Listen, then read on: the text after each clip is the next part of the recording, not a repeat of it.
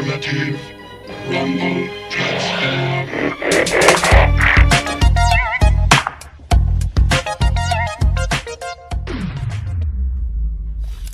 Pathfinder, I'm excited to fight you in the ring, but first, let me give you some helpful tips. Welcome back everyone to the latest installment of the Apex Files. Today we'll be focusing on the Mosquito himself. As usual, there is 3 abilities on this robotic monkey, one being the Insider Knowledge, Grappling Hook, and the Zipline Gun being his ultimate.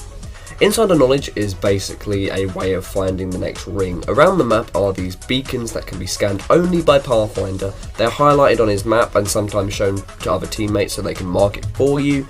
You will be granted with a little option which will tell you to click square, for instance on PlayStation, and you will have to hold it to trigger a 5-second animation which will find the next ring on the map for you. Like I said, these are scattered throughout the map. They've changed in King's Canyon and in World's Edge. So I'm not sure what map you're on at the moment, but as of recording this, it's Season 3, World's Edge is the map we are on. And there are some found in these locations. I will show some on the map, but they are random. So if you find one in one game, it probably won't be the next game, but it's a random generation. So one might be there one game, it might not be the next game. It's a completely random spawn rate. There's no statistic around it at all. Apart from Pathfinder, no one else can actually use the beacons. The beacons are strictly only used for his knowledge ability, which would be his passive. He actually has one of the most odd passive abilities ever because it's technically not passive, but you know, Apex is a funny game and I want to shoot myself. This one, as obvious as it sounds, is the Grappling Hook, which is basically a grappling hook. Who would have guessed? Right, basically, swing at anything with the grappling line and you will swing your character fast forward. When I say your character, obviously it would be the robotic monkey, Pathfinder, because if any other character had it, it would be a bit fucking stupid, wouldn't it? Pathfinder has this ability every few seconds and he can use it to traverse the map in various different ways, making him the most mobile character in the game. When used on enemy players, you can actually pull them towards you, a bit like a Scorpion from Mortal Street, you know, Mortal Fighter. Yeah, you can use that and you can pull other players towards you using the grappling hook, a bit like Roadhog from Overwatch and any other, you know, unique video game characters that, you know, no one really knows about, but you know, that one. The grappling hook can also be used to swing over different objects. You can use it to get past caustic traps. Most of the time they will still be triggered, but you can get over them without taking any damage. You can also swing off other objects too from other heroes. I'll take you over those now. You can use it to become a merry-go-round. You can swing around the Watson Ultimate pylon with ease. You just grapple onto it and spin. It is one hell of a good time. I've done it way too many times and I've got several illnesses in the brain. I'm very dizzy constantly. This can be used also on enemy and friendly crypto drones, which is an amazing little way to traverse and push people in the map. Because if you move in one certain direction with the crypto drone, and so does Pathfinder with his grapple, you can actually launch Pathfinder quite far, getting you into a fight quite quicker, getting the surprise attack and, you know, usually winning the fight. A Peacekeeper or an Either 8 is always recommended, especially the Either 8 now because the Peacekeeper's been nerfed or amassed if you can get hold of it. A shotgun swing is always a lethal blow with Pathfinder. Running in with the crypto drone is always a good strategy, and you can definitely pair up with people like Mirage to just add that extra bamboozle. Speaking of bamboozles, you cannot attach the grapple to a Mirage hologram. It sounds pretty dumb, but you can't do it, I have to say that, because otherwise people will be like, Joe, why can't you do that to the Mirage hologram? I don't know. I said Grom, shut up. But what? No, shut up. Yeah, you can't do it. It's just not, that's not how physics work, okay? Shut up.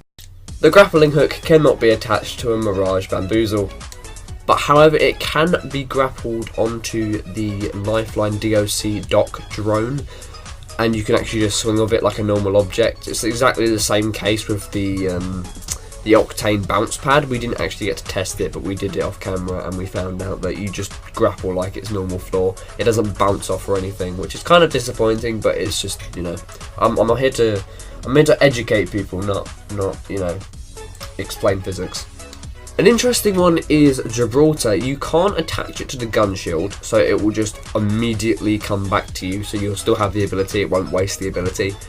With his gun shield though, if you grapple him normally, you will pull him towards you, but if you grapple his gun shield, you will go towards him. There's definitely some sort of like pro plays logic in that. Do whatever you want with that information. It's certainly an interesting one, because I know if I didn't do this video, I probably would have never found that out. I wonder like how that can be used. I'm not sure if you can practically grapple off it, but maybe you can use it to get behind the Gibraltar. I'm not sure if you've ever watched those or played any of the old games where they've got shields and you have to like run behind them and get them in the back, and you can't shoot them from the front. There's always enemies like that in games. Maybe it could be used like that. You could grapple over him using his gun shield and shoot him in the back with a Peacekeeper. There you go, Tactics with Joe. What about that as a series? That would be pretty cool. Speaking of tactics, Pathfinder can actually grapple onto Mirage while he's invisible. I mean, the chances of it happening is very, very slim. It's definitely a hard thing to pull off, but it is possible, and it is something you can do. Pathfinder's ultimate ability is the zipline. There are many ziplines throughout the whole of the Apex map World's Edge, but there's a twist. Well, there's not really, it's a straight line. But the zipline can be deployed from anywhere and can hook onto pretty much anything, unless it's too high or it goes into an out of bounds area. It will be highlighted in red. Putting two of these ziplines next to each other can actually increase the speed on PC. When using a PC on Apex, you can actually use two of them to go extremely fast. It doesn't work as well on controller and console, but it's something you can still do. Jumping from each zip line to maneuver yourself to dodge enemy bullets and incoming fire, and also just transporting your team at a faster rate. With that being said, Pathfinder is a tracker class. He has his ultimate ability in grapple to move around the map and move his team around the map. The only person I'll probably say is a decent substitute for transport would probably be Wraith. I'm not a massive Wraith fan, but Wraith can definitely be good at transporting the team really quickly out of bad situations with the portal. But the zipline works just as well, it's just you're more visible and it sometimes won't get you as far.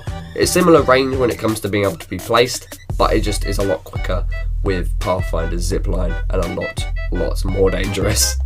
Speaking of Billie Eilish, the hitbox scenario is not something I want to speak about much, but Lifeline, Wraith and Pathfinder all have the low profile ability, which is more of an effect than an ability. It's something that some characters get due to their hitbox size. Pathfinder has one of the worst hitboxes in the game. It is actually the worst one for hitting limb shots, so the arms and the legs are the hardest bit of him to hit because of their sheer size. Skins that actually increase the size of body parts and actually make his character model bigger does not change the hitbox. For example, there is a skin called the Aviator, which actually adds more body plates and like extra pieces of armor to his skin. Obviously, you know, it's all a cosmetic thing, but it doesn't change anything. His hitbox remains the same. If you hit those places that are on the skin but don't count as a hitbox, it will not register and you will not get a shot. It's not a penetrable force. That is pretty much it for Pathfinder, if I'm honest. There was a lot to speak about, but also a lot not to speak about. He's a very strange character, and I do want to do more on him in the future. I was also going to try and do, I'm already in the midst of working on it, the Apex files, but in ranked. As you know, all these character like tutorials have been done in casual, or most of them have been. I want to do one on how to play them on ranked as well, which I'm going to do, and hopefully you look forward to that. But when you play Apex Legends and you get higher up in the ranked system, you play characters so different to how you play them in casuals. It's such a different game and such a different perspective. And until then, I'm just going to say thank you very much for watching. It was amazing to see all of the support on the latest Apex files. I've got amazing new thumbnails drawn by someone amazing. I'll leave you on a good note, saying that I will be working on some more Apex files soon, and I'll see you in the next one. Adios, dudes.